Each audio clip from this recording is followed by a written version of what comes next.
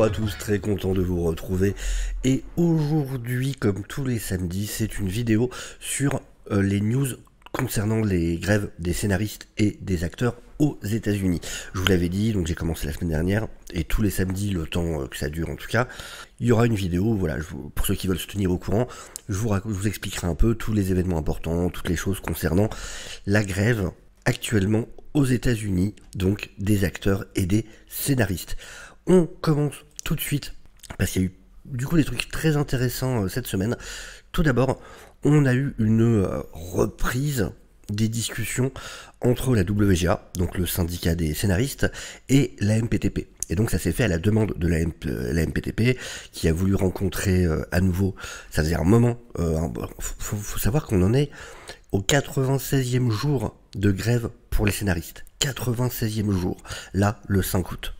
Donc c'est la MPTP, donc ce groupe qui représente les studios et les plateformes de streaming, qui a fait la demande. Par contre, ça avait été dit avant, entre autres par les représentants de la WGA, qu'il fallait pas attendre grand chose de ce rendez-vous. Donc ils se sont rencontrés le 4 août. Et donc c'est Carole Lombardini, la présidente de la MPTP, et des staffeurs, des gens qui travaillent avec la MPTP, ainsi que du côté du syndicat des scénaristes. Donc, alors faut savoir qu'il y a la WGA West et East. En gros, voilà, c'est séparé en deux entités, il y a la partie Est et la partie Ouest. Et donc du côté du syndicat des scénaristes, c'était donc Hélène Stutzman, qui est donc chef négociatrice, et directrice exécutive assistante, et il y avait Tony Segal qui est donc le conseiller général. Et donc voilà, ça c'est les gens qui se sont rencontrés vendredi après-midi pour discuter de la reprise de négociations. Ce qui a été discuté pendant la réunion, c'est un protocole de négociation potentiel. Donc protocole de négociation potentiel. Donc en gros, comment il est possible qu'on reprenne potentiellement des discussions. Et en gros des exemples, ils ont un peu fait la liste des problèmes que chaque côté compte ramener sur la table, une fois que les discussions auront réellement reprise. Le comité de négociation a continué. Pour l'instant, il n'y a aucun accord sur ces différents points, parce que du côté de la MPTP, ils ont besoin de consulter leurs membres, donc les studios et les plateformes de streaming, avant de pouvoir avancer. Selon le comité de négociation du syndicat des scénaristes, Lombardini a expliqué pendant le meeting que, en fait, il y avait certains points qui étaient un peu les mêmes que ceux qui avaient été... il y avait eu un accord avec le syndicat des réalisateurs. Et si certains points demandés par la WGA ressemblent à des points demandés par le syndicat des réalisateurs, alors dans ce cas, du côté de la MPTP, pour eux, il faudra qu'ils acceptent la même chose que les réalisateurs ont accepté. Pour eux, c'est ça. C'est si ça se ressemble un peu, vous prenez la même chose que les réalisateurs ont pris. Et donc, elle a expliqué qu'ils étaient d'accord pour augmenter un peu des minimums payés aux scénaristes pour la télévision. Ils étaient d'accord pour pouvoir discuter à propos des problèmes concernant les intelligences artificielles, mais par contre, qu'il était hors de question de discuter du problème de préservation alors les writers' room, c'est quand on prépare une série, on met en place ce qu'on appelle une writer's room. Ça veut dire c'est cette pièce où on a des scénaristes qui vont écrire tout simplement les épisodes. Et une des demandes faites par la WGA, c'est d'interdire ce qu'on appelle les mini-rooms. Ça veut dire de plus en plus on embauche de moins en moins de scénaristes en fait pour écrire une série. Ce qui explique pas mal de choses. Et ça, c'est surtout les plateformes de streaming qui ne veulent pas en entendre parler, parce que normalement, en fait, ils voudraient qu'il y ait des règles du côté du syndicat des scénaristes, c'est-à-dire, je crois que, alors, je vais vous dire au pif, mais je crois que c'est à peu près ça, genre qui est 6 scénaristes de base pour une saison, je crois que c'est 6 ou 8 épisodes, et ensuite, par groupe de 2 épisodes, il faut augmenter d'un scénariste. Donc si vous faites 10 épisodes, il vous faut 8 scénaristes, et ainsi de suite. C'est un truc comme ça à peu près. Mais ça, donc, les plateformes de streaming sont vraiment contre. Elles veulent pouvoir mettre 2 scénaristes, si elles veulent, pour une série. Elles veulent pas qu'il y ait de limites, elles veulent pas qu'il y ait de questions par rapport à ça. Et Évidemment, le truc sur lequel, alors ça c'est pareil, c'est vraiment les plateformes de streaming qui veulent pas en entendre parler, c'est sur les residuals. Ça veut dire, il est hors de question pour elles de rendre les chiffres publics de qu'est-ce qui est regardé, combien de gens regardent chaque programme, et d'ensuite payer les scénaristes selon ça. C'est des sortes de royalties en fait, en gros. C'est des sortes de royalties. Et ça, on le savait de toute façon, les plateformes de streaming y sont totalement opposées. Ça, c'est clair et net. Et donc le syndicat des scénaristes dit ensuite, elle n'a pas donné l'impression d'avoir envie de vraiment adresser les problèmes des scénaristes. Donc voilà, on sent qu'ils sont pas très contents de ce premier rendez-vous, en tout cas. Alors il y a aussi des demandes qui concernent le fait qu'il y ait eu la grève justement. Ça veut dire par exemple que ça joue sur l'assurance maladie, qu'il y a une extension en fait, c'est-à-dire que les scénaristes ne pourront, vu qu'ils travaillent pas avec la grève, ils risquent de perdre leur assurance maladie parce qu'ils n'ont pas les revenus nécessaires. Je crois que c'est 26 000 $ par an ou 26 ou 29 000 par an qu'il faut en fait pour avoir droit à la couverture sociale. Et donc avec la grève, bah forcément c'est de l'argent en moins. Et du coup ils veulent qu'il y ait une extension de ce côté-là. Et ils veulent aussi assurer que les scénaristes pourront reprendre les postes qu'ils avaient avant la grève, qui est pas en gros de punition du côté des scénaristes. Ils veulent aussi que même si une solution soit trouvée, ça veut dire que même si la grève des scénaristes s'arrête, qu'ils aient le droit de soutenir les autres syndicats. Ça veut dire par exemple, même si là il y a une solution de trouver entre les scénaristes et les studios et les streamers, et ben ils veulent pouvoir soutenir que les scénaristes aient le droit de soutenir les acteurs. S'il y a un piquet de grève par les acteurs, et ben que les scénaristes puissent les soutenir de la même manière que les acteurs ont soutenu les scénaristes. Donc voilà, pour l'instant, c'est en gros ce qu'on a, c'est-à-dire pas grand-chose. Confirmation de certains blocages qui vont être très difficiles à passer. Vraiment, le problème des residuals sur le streaming, c'est quelque chose de très compliqué. Le problème, c'est que c'est pas la même chose que la télé. Et évidemment, je suis du côté des scénaristes et des acteurs, il n'y a pas l'ombre d'un doute là-dessus. Le problème des residuals en streaming est complexe, parce que disons que ça montre pour moi que le principe du streaming tel qu'il est mis en place actuellement ne peut pas fonctionner. Parce qu'on peut pas rémunérer de manière juste en fait les gens qui travaillent dessus. Le truc c'est que, imaginons, moi je suis client Netflix, que je regarde une série ou 15 séries, je rapporte la même chose à Netflix. Mon abonnement. Je paye pas plus si je regarde 15 séries au lieu d'une seule. Mais, si on met en place des residuals plus justes, je rapporterai beaucoup moins à Netflix si je regarde plusieurs séries. C'est ça le truc. Prenons l'abonnement à 17,90. Imaginons que je regarde qu'une série. Bim, ils vont filer, je dis des chiffres au pif, hein. Donc sur mes 17,99€, ils vont filer 50 centimes de residuals à ceux qui ont travaillé sur la série que j'ai regardée. Mais si j'en regarde 10, c'est 50 centimes, ça devient 5€. Si j'en regarde 20, ça devient 10€. Au bout d'un moment, si je regarde vraiment beaucoup trop de shows, à la fin, je peux même coûter de l'argent à Netflix, parce qu'ils payeront plus de residuals que ce que je leur rapporte en termes de... C'est compliqué, c'est vraiment ça. Ça veut dire que le problème c'est ça, c'est que plus les gens regardent de choses, et du coup ça va encore, si on met en place le système des residuals sur le streaming, ça va encore accélérer, augmenter le principe d'enlever des séries ou des films des plateformes de streaming, parce que ça sera, pour eux, ça sera pas gérable en fait. Donc, alors pour moi c'est pas que les plateformes de streaming ont raison, c'est que ça montre que le système ne fonctionne pas, que ça montre qu'il y a eu trop de plateformes de streaming à droite à gauche, qu'il faut recentraliser ça, et que voilà, que les gens n'aient pas à payer 15 abonnements pour pouvoir voir tout ce qu'ils veulent voir, et qu'on recentralise un peu tout ça parce que ça fonctionne pas, ça ne fonctionne pas. Et si on ne peut pas payer les gens qui font les succès de manière juste, bah c'est que c'est le système qui fonctionne pas en fait, tout simplement. Donc voilà, c'est là-dessus qu'il faut travailler. Mais donc en tout cas voilà, pas grand chose sur ce rendez-vous, juste encore une fois des confirmations des véritables blocages.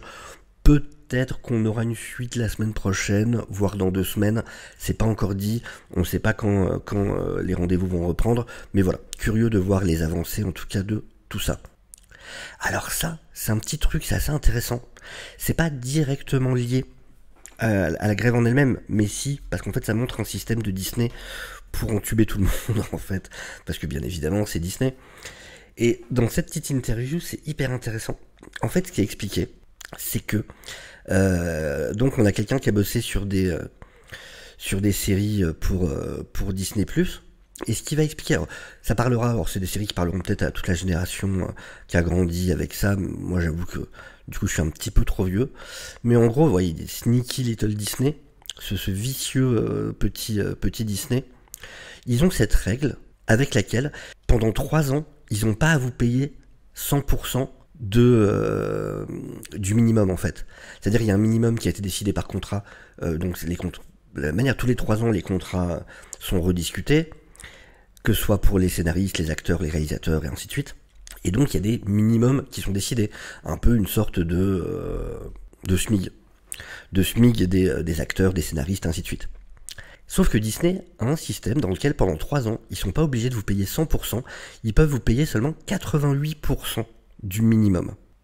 Et ça, c'est pour 3 saisons.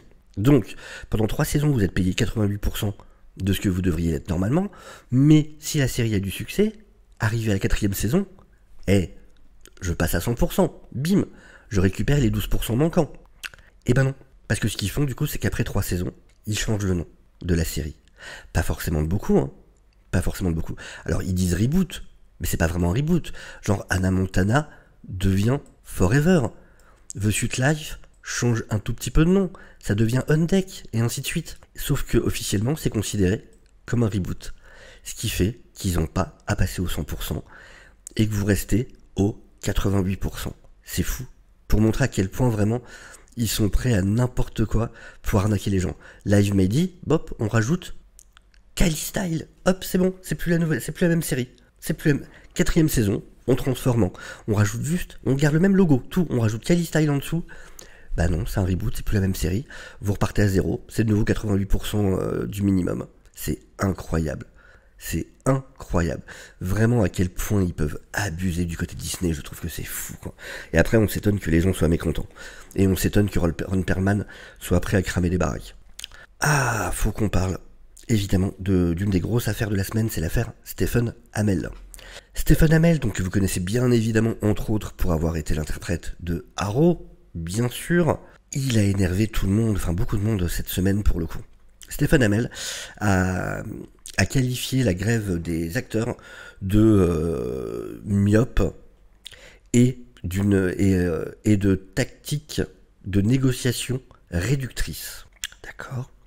Donc il joue en ce moment et c'est toute la raison d'ailleurs, il joue dans Hills en ce moment pour Stars, et tout son truc là c'est uniquement parce qu'il pense à sa gueule, et que lui sa série est sortie le week-end dernier je crois, en tout comme ça, enfin il y a pas longtemps, c'est vraiment pour ça.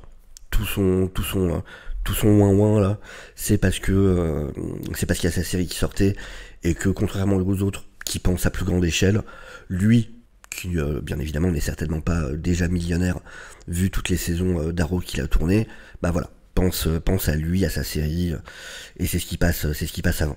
Et donc voilà, donc il a appelé myope et tactique de négociation réductrice incroyablement frustrante. C'est ce qu'il a à dire à propos de la grève. Je soutiens mon syndicat, je le soutiens vraiment, et je me tiens avec eux, mais je ne soutiens pas la grève. Non, je ne la soutiens pas. A-t-il dit, alors c'est drôle parce que du coup ça il l'a dit pendant une apparition au GalaxyCon. Donc c'est un truc sur scène, c'est une convention, c'est sur scène. Et il a quand même osé dire après dans une interview avec TMZ, oui j'aurais aimé que ses propos restent privés. Mais imbécile, t'as dit ça sur une scène devant une foule de gens. À quel moment t'avais l'impression que ça allait rester privé? De quel droit tu dis que tu voulais que ça reste privé? T'as dit ça sur une scène. Je veux dire, soit tu réfléchis un moment, soit tu fermes ta gueule. Mais tu dis pas après, ouais ça m'embête quand même que ça a été rendu public. Loulou, t'as dit ça devant des centaines de personnes. Donc, ferme-la. De quoi tu parles? Et donc, on y revient. Je pense que c'est une tactique de négociation réductrice. Et je trouve que, la globalité de tout ça est vraiment incroyablement frustrant. Et, alors, je pense que la pensée, on I think the thinking, d'ailleurs, lui-même se moque de lui. Après, on le verra sur un post Instagram qu'il a fait. En gros parce que ça plombe des shows comme le show dans lequel il est, Hills, qui qui a fait sa première la nuit dernière, et je pense que c'est mieux. Donc voilà, vraiment, c'est juste qu'il s'intéresse qu'à son délire. Alors vous imaginez bien, il s'est pris des torrents de merde, mais des torrents, tout le monde s'est retourné contre lui, tout le monde a gueulé sur lui. Entre autres, faut vraiment te remettre en question quand Reverse Flash se fout de ta gueule et te fait passer pour le méchant. C'est quand même qu'il y a un problème. Et donc Matt Letcher, effectivement, qui avait joué Reverse Flash, qui dit « J'attends toujours pour une liste compréhensible de ces tactiques de négociation non réductrices que nous devrions employer maintenant. Heureusement, merci Dieu qu'il y ait les super-héros. Ça devrait arriver à n'importe quelle seconde maintenant. » Donc très ouvertement, qui se fout totalement de la gueule de Stephen Amell. On a aussi Kirk Acevedo qui dit this fucking guy et avec voilà, avec des petits symboles en dessous pour aller avec.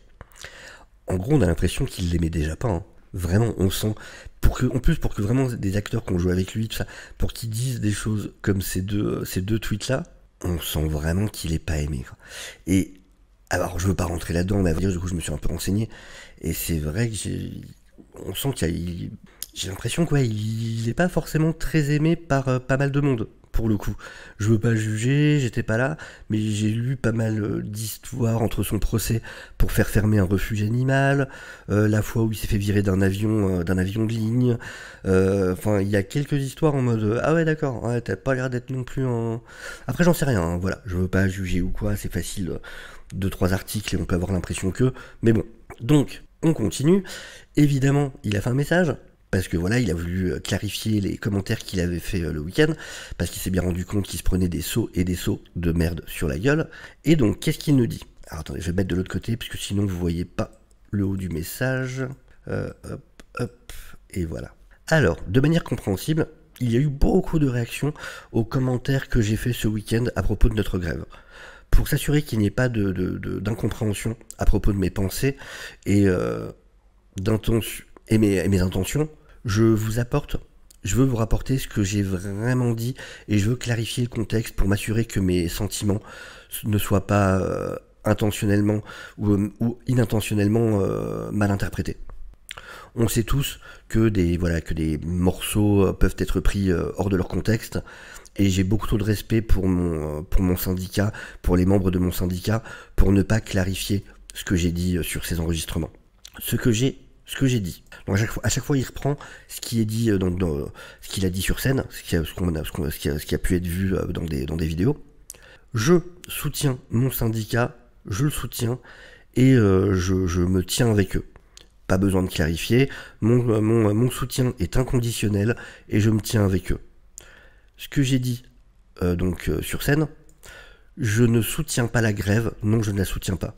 Ce que ça veut dire dans tout son contexte, je comprends fondamentalement pourquoi nous sommes là. Ma façon d'utiliser le mot soutenir clairement semble contradictoire avec mes véritables sentiments et mon état d'empathie qui fait que je me tiens avec mon syndicat.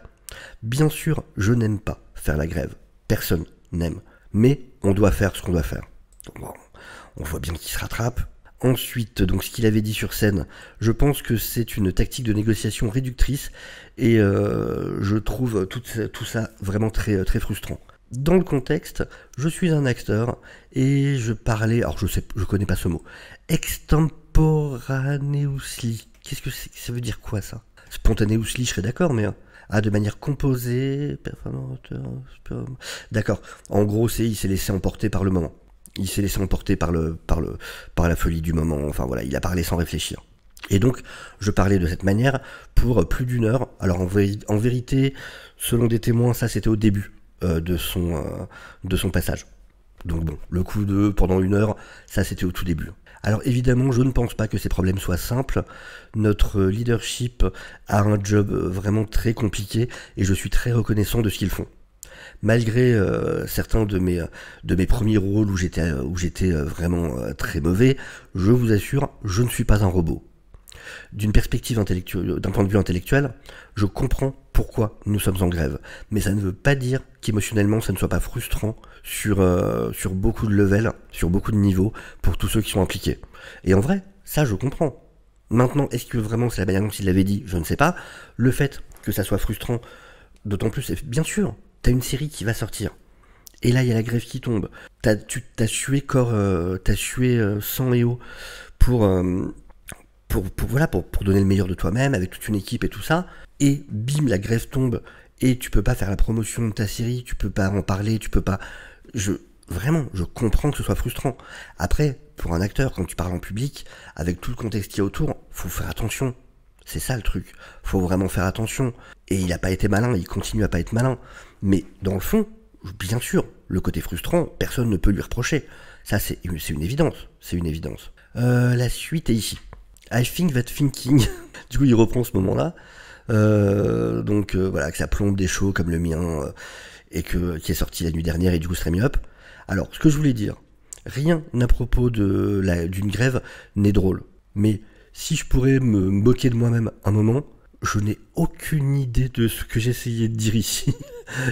et d'abord, qui dit I think that thinking? Donc lui-même se rend compte et dit quoi? Qu'est-ce que j'ai essayé de dire à ce moment? Quoi? Ok, je ne sais pas ce que j'ai voulu dire. Et donc il dit peut-être que c'était une façon très inarticulée et très mal amenée de mettre en avant, voilà, de faire un shoot-out pour nos équipes et pour notre casting, notre crew, donc toute la partie derrière la caméra et le casting qui signifie énormément pour moi, qui représente beaucoup pour moi. Et je suis tout simplement triste qu'on n'ait pas la chance de célébrer une série que tous, de manière figurative et pour ma part littérale, pour laquelle on a cassé notre dos. En fait, il s'est fait mal au dos pendant le tournage. Comme je l'ai dit dès le départ, je veux assurer que mes pensées et mes intentions ne soient pas mal interprétées. La situation me rappelle le proverbe « La route pour l'enfer est pavée de bonnes intentions ». Et apparemment, après avoir lu un certain nombre de vos commentaires, l'enfer c'est un endroit où il y en a pas mal qui voudraient que je me rende. Toutefois, au moins pour le futur proche, je décide de... alors en plus, c'est ça, at least for the foreseeable future. Donc ça risque de pas durer. C'est au moins pour le futur proche, je décide de soutenir mon syndicat. J'avais pas fait gaffe ça. Donc direct il dit que ça risque de changer, en fait. Donc tout ce qu'il vient de dire là, et en fait là il dit non mais je soutiens mon syndicat pour l'instant. Ok. Pas très malin. Si quand vous me verrez sur un piquet de grève, s'il vous plaît, voilà, ne m'en tenez pas rigueur. Mais donc ouais, il prépare déjà sa sortie quand même. Donc voilà. Ensuite, alors c'est assez drôle, une des réactions qu'il y a eu, c'est que du coup, il y a un spécial, l'équipe de Haro, qui va se rendre le 11 août, du coup, sur AMPTP. Alors du coup, ça reprend évidemment une phrase de la série, Has failed this city, donc en gros, a déçu la ville, n'a pas fait honneur à la ville. Et beaucoup de gens avaient repris ce même contre Stephen Amell, justement. Mais du coup, je me demande, est-ce que lui, il sera? Est-ce qu'il sera encore plus drôle? Est-ce que l'acteur de Reverse Flash, parce qu'à mon avis c'est plutôt un truc qui a été organisé justement par l'acteur de Reverse Flash, par l'autre qu'on a vu, je suis pas sûr qu'ils invitent Stephen Amell, mais je suis curieux de voir du coup ce que ça va être. Et donc ouais, ils vont se rendre toute l'équipe. Il y en a beaucoup qui font ça, genre l'équipe de 911 qui est venue ensemble sur les pieds de grève. Il y a l'équipe de The Good Wife. Enfin voilà, pas mal d'équipes comme ça qui sont venues tous ensemble. Et évidemment, vu qu'il y a une connerie à faire, pourquoi ne pas suivre? Donc on a Zachary Levi qui a dit moi aussi je veux qu'on me déteste plus encore que d'habitude. Et du coup, sur scène, il a dit que les règles de la grève étaient stupides. Dumb, sur scène, filmé. Alors, après, sur Zachary Levi, je trouve c'est encore différent, parce que c'est vraiment un court extrait. Le problème, c'est qu'il plaisante très souvent, et lui a été très en soutien de la grève depuis le départ. A fait des vidéos sur Instagram où il dit vraiment à quel point c'est important, à quel point il faut comprendre la grève et tout ça. Et il y a un extrait vidéo qui est sorti, qui a donné cet article, qui est vraiment un extrait vidéo de quelques secondes. Et voilà, on n'a pas l'avant et l'après, donc c'est un truc sur lequel je trouve qu'il faut vraiment prendre des précautions et pas juger directement. À côté de ça, on a par exemple l'actrice d'Ahsoka, avec sa série qui arrive, et qui, elle, classieuse, ne s'est pas gênée pour dire, en gros, que va te faire voir Disney, c'est du bullshit, quoi. On a tout vu s'arrêter d'un coup et pouvoir changer. Donc l'idée qu'on ne peut pas changer les choses parce qu'elles sont telles qu'elles sont, en gros qu'elles sont inamovibles, qu'on ne peut pas les modifier, ça a toujours été et ça sera toujours. Nous savons tous que c'est de la merde. Vraiment, elle ne s'est pas gênée pour le dire et je trouve ça très bien. En référence bien évidemment, encore une fois, à Stephen Amell.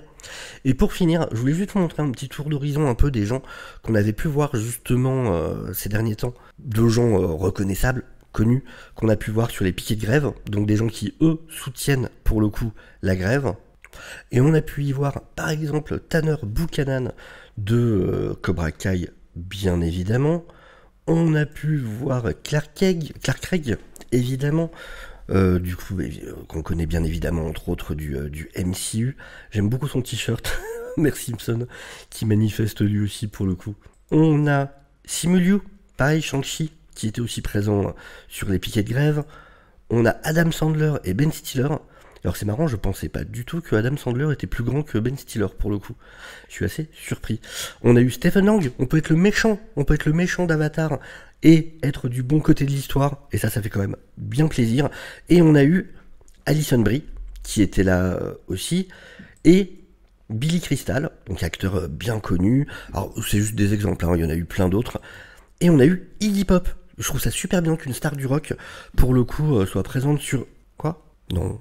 Oh merde, pardon. On me dit que c'est Jane Fonda en fait. Pardon. C'est vrai, la boulette.